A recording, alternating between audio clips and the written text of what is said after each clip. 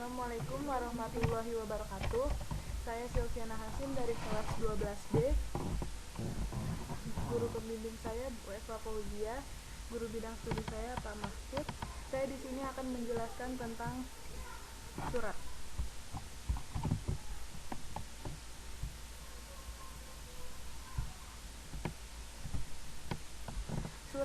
Surat adalah sarana komunikasi yang digunakan untuk menyampaikan informasi tertulis oleh suatu pihak kepada pihak lain.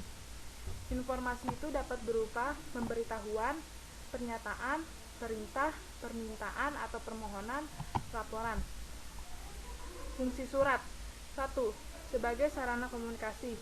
2. Sebagai alat untuk menyampaikan pemberitahuan atau permintaan atau permohonan, buah pikiran atau gagasan. 3. Sebagai alat bukti tertulis. 4. Sebagai alat untuk mengingat. 5. Sebagai bukti historis. 6. Sebagai pedoman kerja. Dilihat dari segi bentuk isi dan bahasanya, surat digolongkan atas 3 jenis, yaitu surat pribadi, surat dinas, dan surat niaga. Surat pribadi adalah surat yang dibuat oleh seseorang yang isinya menyangkut kepentingan pribadi. Surat pribadi bisa sebagai komunikasi antar anak dan orang tua, antar kerabat, antar sejawat, dan antar teman. Surat pribadi bisa digunakan dengan kartu pos, markat pos, atau surat bersampul. 2. Surat dinas.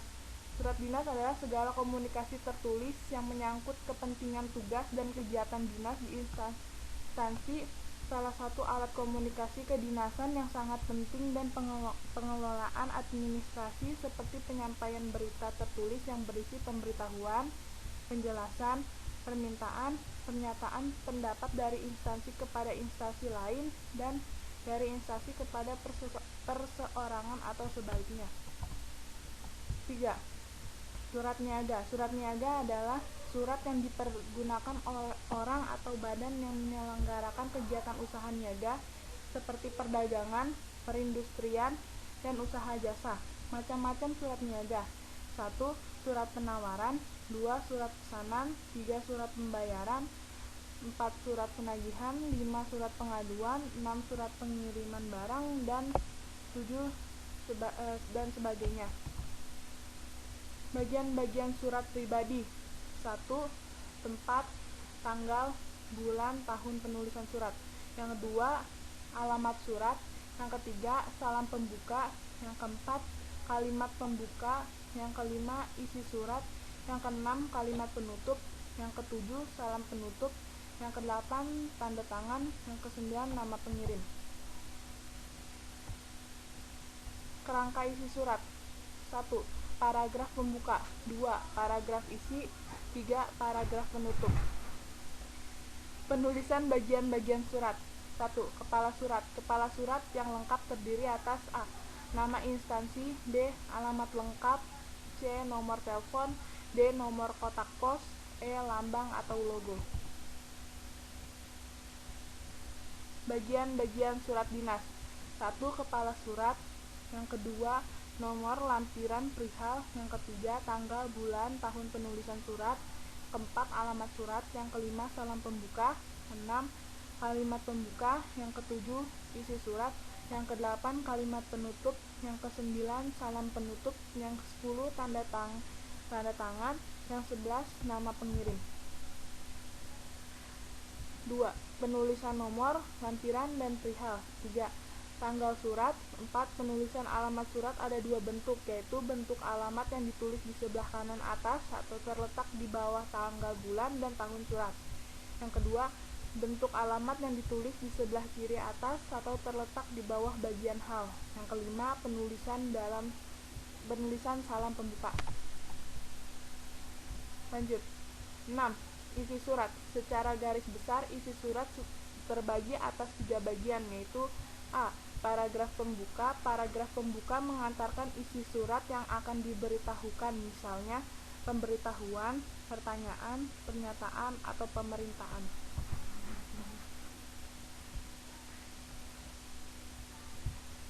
B. Paragraf isi. Paragraf isi mengemukakan hal yang perlu disampaikan kepada penerima surat. Isi surat harus singkat, lugas, dan jelas. C. Paragraf penutup. Penutup.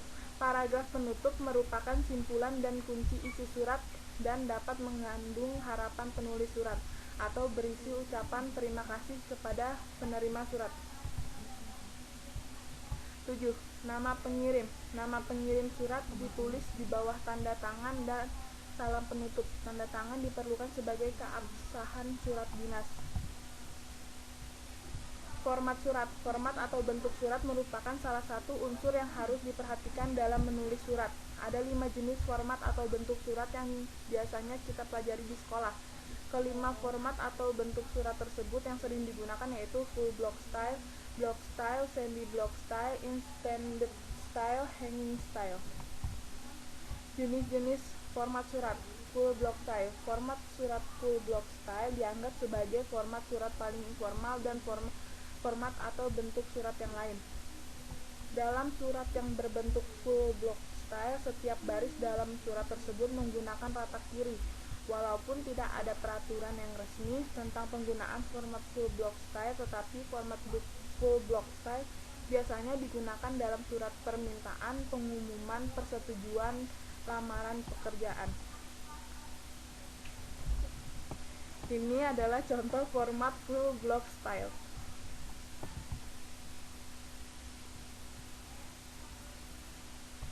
2. Block style. Format block style atau juga bisa disebut format surat simple merupakan format surat yang susunannya hampir sama dengan full block style, yaitu menggunakan rata kiri. Hanya penulisan tanggal, nama, terang pengiriman surat ditulis di sebelah kanan surat. Ini adalah contoh format block style. Yang 3. Semi block style. Format surat semi block style seperti pada format surat yang lain digunakan untuk surat resmi yang kedudukannya kurang formal jika dibandingkan dengan full block style. Berbeda dengan full block style dan block style, setiap paragraf isi pada surat berformat semi block style menjorok ke dalam. Ini adalah contoh format semi block style. Yang keempat, intended style. Format atau bentuk surat intended style ini hampir sama dengan block style. Satu yang membedakan adalah penulisan alamat dalam menyerupai tangga. Ini adalah contoh format intended style. Yang kelima, hanging style. Sedangkan format atau bentuk surat hanging style membedakan diri dengan block style dengan penulisan alinea pertama pada setiap paragraf diisi tidak menjorok ke dalam, sedangkan alinea selanjutnya pada menjorok ke dalam. Ini adalah contoh format hanging style. Ini ada contoh soal latihan surat. Yang pertama, 1. Yang terhormat. 2. Kepada. 3. Bapak. 4. Pimpinan PT Perkasa. Yang kelima, di tempat. Kata yang tidak diperlukan pada alamat surat tersebut adalah. Ini contoh soal yang kedua. Dalam rangka memperingati Hari Kartini, kami akan mengadakan perlombaan olahraga voli. Sehubung dengan itu, sudilah kiranya Bapak mengizinkan kami untuk menggunakan lapangan voli di sekolah yang Bapak pimpin. Penggalan surat tersebut berisi